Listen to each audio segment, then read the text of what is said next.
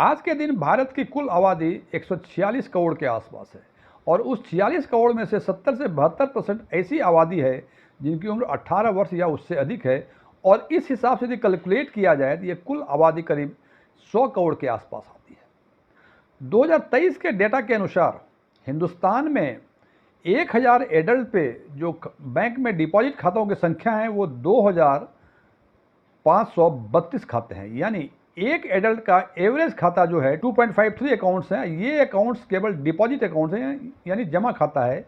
इसमें लोन का खाता को ऐड नहीं किया गया। और इस हिसाब से यदि हम देखें कि 100 करोड़ का एडल्ट का आबादी हिंदुस्तान में 2.53 का एवरेज अकाउंट नंबर, तो कुल अकाउंट्स 253 करोड़ के आसपास होती हैं। और ये जो 253 करोड़ है ये खातों की संख्या केवल कॉमर्शियल बैंक्स में है। यदि और सारे बैंक्स को मिला दिए जाएं तो हम मान के चलें कि करीब 300 करोड़ डिपॉजिट अकाउंट्स हिंदुस्तान के बैंक्स में लोगों का है।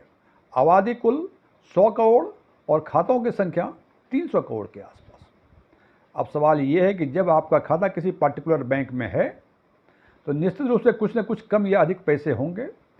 और पैसे जब तक सुरक्षित हैं तब तक सुरक्षित हैं, लेकिन खुदा न खास्ते किसी कारण से वो बैंक जिस बैंक में आपके खाते हैं वो डूब गया या रिजर्व बैंक ऑफ इंडिया ने कुछ रेस्ट्रिक्शंस लगा दिए, क्योंकि एआईडी बोलते हैं।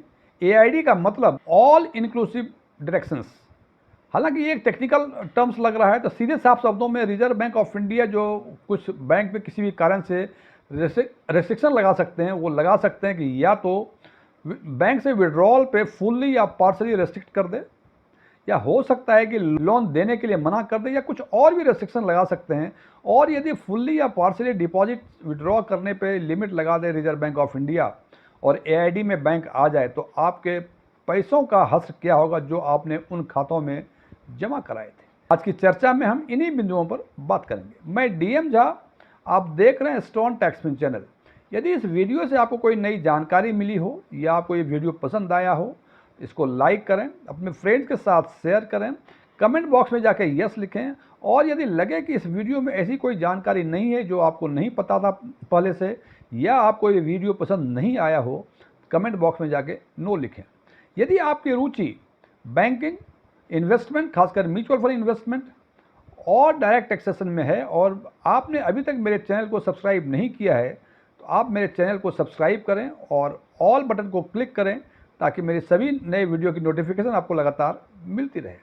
मैं जो यस और नो लिखने के लिए कमेंट बॉक्स में कहता हूं, इसका एक ही कारण है। मैं जानना चाहता हूं कि मैं जो वीडियो अपने व्यूअर्स के लिए बनाया करता हूं, क्या वो उनके लिए उपयोगी हैं भी या नहीं हैं। आपके पैसे जो बैंक के खातों में रखे हुए हैं वो इंश्योर्ड है और उस इंश्योरेंस एजेंसी का नाम है DICGC, deposit insurance and credit guarantee corporation. और आज के दिन में वो इंश्योरेंस की लिमिट है 5 लाख रुपए। हालांकि 1993 से लेकर 3 फरवरी 2020 तक ये 1 लाख रुपए थी। 4 फरवरी 2020 से ये रकम बढ़ा के 1 लाख से 5 लाख रुपए कर दी। हालांकि केवल इतना कहने से कि आपका डिपॉजिट 5 लाख रुपए तक इंश्योर्ड है, यही कहना काफ़ी नहीं है, बिकॉज कि इसमें कई सारे सवाल मन में होते हैं। सबसे पहला सवाल, किस किस बैंक में खाता खोलूं जिसमें कि हम पैसे रखें और बैंक डूबने पर हमारे पैसे 5 लाख रुपए तक सुरक्षित हैं। तो जनाब, इसके लिए जितने कॉमर्शियल बैंक्स हैं, लोकल एरिया बैंक हैं, आरआरबी हैं और कोऑपरेटिव बैंक्स हैं। कोऑपरेटिव बैंक में एक एक्सेप्शन है कि PACS, primary agriculture cooperative society छोड़ के सारे कोऑपरेटिव बैंक्स भी इस इंश्योरेंस एजेंसी के अंदर आते हैं, यानी उनमें रखे हुए डिपॉजिट जो हैं वो 5 लाख रुपए तक इंश्योर्ड है। दूसरा सवाल मन में ये आता है कि इतने सारे बैंक्स हिंदुस्तान में हैं, हमने कई बैंक में, बैंक ए में, बैंक बी में, बैंक सी में, हर बैंक में मेरा खाता है और खुदा न खास्ते वो सारे तीनों बैंक ABC वो डूब गए, तो क्या हमारा सब मिला के 5 लाख तक इंश्योर्ड है या हर एक बैंक में 5-5 लाख रुपए तक है। जनाब, ये इंश्योरेंस की लिमिट जो है पर बैंक है, यानी ए बैंक में 1, 2, 3 कई ब्रांचेज हैं, सभी ब्रांचों में आपकी खाता हैं और ए बैंक यदि डूबता है तो 1, 2, 3 जितनी ब्रांचेज में खाते आपके हैं सब मिला के जो मैक्सिमम लिमिट है वो 5 लाख रुपए है। यानी आपका ए में भी अकाउंट है, बी में भी अकाउंट है और ए और बी दोनों ही बैंक डूब गए तो ए में अलग से 5 लाख रुपए और बी में अलग से 5 लाख रुपए तक आपका डिपॉजिट जो है वो सुरक्षित है यानी इंश्योर्ड है। हालांकि ये सुनने में काफ़ी आसान लगता है कि आपके पैसे 5 लाख रुपए तक इंश्योर्ड हैं, लेकिन इसके साथ एक कंडीशंस हैं कि ये पैसे जो आपके 5 लाख रुपए तक इंश्योर्ड हैं वो सेम राइट और सेम कैपेसिटी में होंगे। तो 5 lakh different rights different capacity में होंगे तो अलग से 5 लाख रुपए आपके इंश्योर्ड होंगे।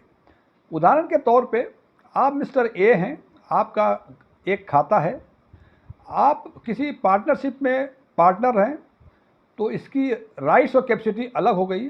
आप किसी ट्रस्ट में ट्रस्टी हैं, उसका भी खाता है तो वो कैपेसिटी अलग हो गई। इसका मतलब 3 तरह के खाते हैं आपको, और वो पर्टिकुलर बैंक जिसमें ये तीनों ही खाते हैं डिफरेंट कैपेसिटी में और वो बैंक डूब जाता है तो अलग अलग खातों में आपका 5 लाख रुपए तक इंश्योर्ड है। इसको मैं एक एग्जाम्पल लेकर समझाने की कोशिश करता हूँ। मान लीजिए ए और बी स्पाउस हैं यानी वाइफ हस्बैंड हैं, उनका किसी पर्टिकुलर बैंक में मिस्टर ए के नाम से भी खाता है, मिसेस बी के नाम से भी खाता है। इनका एक ज्वाइंट अकाउंट है जिसमें मिस्टर ए का पहला नाम है, मिसेस बी का दूसरा नाम है। एक दूसरा और ज्वाइंट अकाउंट है जिसमें मिसेस बी का पहला नाम है और मिस्टर ए का दूसरा नाम है। तो ये चारों ही अकाउंट, जबकि total number of account holders 2 ही हैं, ए और बी, लेकिन इनका ये 4 तरह के जो अकाउंट्स हैं, चारों तरह के अकाउंट्स का कैपेसिटी एंड राइट्स अलग अलग हैं। और वो पर्टिकुलर बैंक यदि डूबता है तो अलग अलग खातों में 5 लाख रुपए तक की आपकी डिपॉजिट इंश्योर्ड है। ये 5 लाख तक की डिपॉजिट इंश्योर्ड है। इसका मतलब यदि उस पर्टिकुलर अकाउंट में आपकी रकम 5 लाख से अधिक है तो 5 लाख रुपए तक का इंश्योर्ड है, और 5 लाख रुपए से कम है तो जितना रकम थी उतना ही होगा। इसका मतलब ये नहीं कि आपके खाते में 10,000 रुपये थे, बैंक डूब गया और 5 लाख रुपए मिल जाएंगे, ऐसा नहीं है जनाब। 5 लाख मैक्सिमम लिमिट है, या जितने पैसे आपके थे इस दोनों में से जो कम हो वो आपको मिलेगी। तो इस तरह से देखें कि 2 आदमी का अकाउंट है, ए और बी का, और इन्होंने डिफरेंट कैपेसिटी में 4 तरह के अकाउंट खोले तो 20 लाख रुपए तक आपके डिपॉजिट इंश्योर्ड होंगे।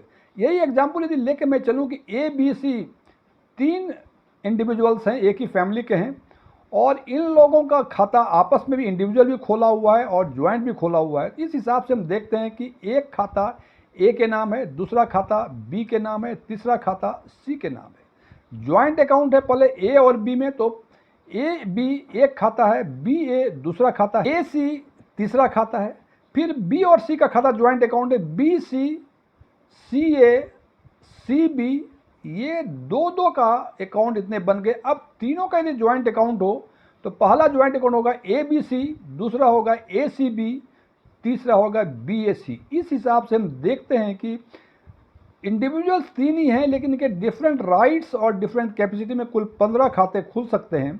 इसका मतलब कि जिस पर्टिकुलर बैंक में ए बी सी का अकाउंट है और डिफरेंट कैपेसिटी में, इंडिविजुअल कैपेसिटी में ज्वाइंट अकाउंट खुले हुए हैं, तो कुल 75 लाख रुपए आपको मिल सकते हैं। ये वीडियो बनाने का उद्देश्य एक ही था कि लोगों के मन में कई सारी दुविधाएं होती हैं कि बैंक डूब जाएगा तो हमारा पैसा क्या होगा। तो ध्यान रखें, बैंक डूबेगा तो जो कैपेसिटी और राइट्स होगा, एक सेम कैपेसिटी और सेम राइट्स को एक अकाउंट माना जाएगा। डिफरेंट बैंक का अकाउंट होगा, डिफरेंट बैंक की बातें कर रहा हूँ, वो अलग माना जाएगा। एक ही बैंक के डिफरेंट ब्रांचेज में होंगे तो एक अकाउंट माना जाएगा। तो मैक्सिमम अमाउंट 5 लाख रुपए होगी। उम्मीद है कि इस वीडियो से आपको ये क्लैरिफिकेशन, ये स्पष्टीकरण मिल गया होगा कि कोई पर्टिकुलर बैंक जिसमें आपका जमा खाता है वो डूब जाता है, उसमें AID लग जाती है, तो उस खाते में रखे हुए पैसे जो हैं उसका भविष्य क्या होगा। Thank you.